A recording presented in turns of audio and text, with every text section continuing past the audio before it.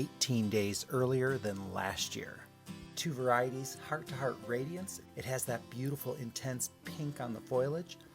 And then there's the Heart to Heart White Wonder. That one is white with a little bit of pink veining inside, and we're going to get these planted up today.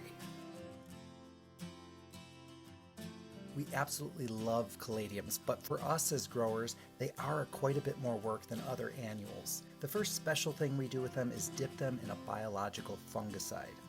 That's because the bulbs, which are more accurately called corms, can be susceptible to fungal damage.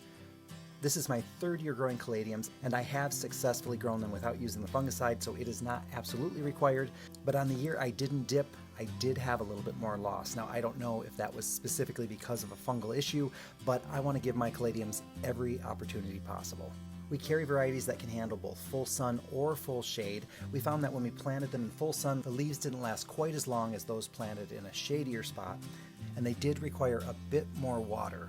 They're a tropical plant, and they're happiest when it's hot and it's humid. And fortunately, Michigan summers usually delivers on both those. In shade and part shade, we found them to be pretty adaptable as far as watering goes. They generally like moist soil, but we've grown them in quite dry conditions, and they ended up looking fantastic. Now, I mentioned that caladiums like the heat. They are happiest in temperatures between 70 and 85 degrees Fahrenheit, and they even prefer their water a little warmer. So about 36 hours before I plan to water, I fill buckets and I leave them in the sun so they can heat up, and water's a little warmer for them. We do not give our caladiums very much fertilizer. In fact, they get less than half the amount of fertilizer as any of our other annuals. And to be honest, if you just have them outside for a season, you could probably even get away with hardly any fertilizer at all. It's important that you do not use dairy dew or malorganite or any other manure-based fertilizer with these caladiums. So no manure from cows, horses, chickens, pets, people, none of it.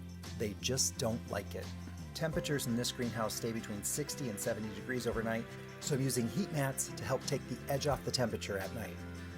I've had good luck with caladiums in our unpredictable weather. There was one morning last April when the furnace went out in one of our greenhouses and the air temperature dropped to below 40 degrees Fahrenheit. I thought for sure the caladiums would either be dead or damaged, or if nothing else, just kind of be sluggish, because when caladiums get below 60 degrees, they are prone to going into some level of dormancy. But luckily for me, even with that extreme temperature drop, they came through it just fine. There was one night at the end of September, we had some potted up outside, and the temperature dropped to 35 degrees, and those caladiums were completely unfazed. We were absolutely astounded. Now, it was under a tree, so it had some protection, but that's pretty incredible for a plant that doesn't like cool temperatures.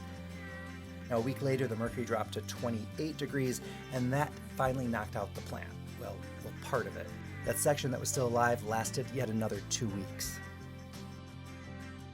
So now, we just wait for the plants to emerge.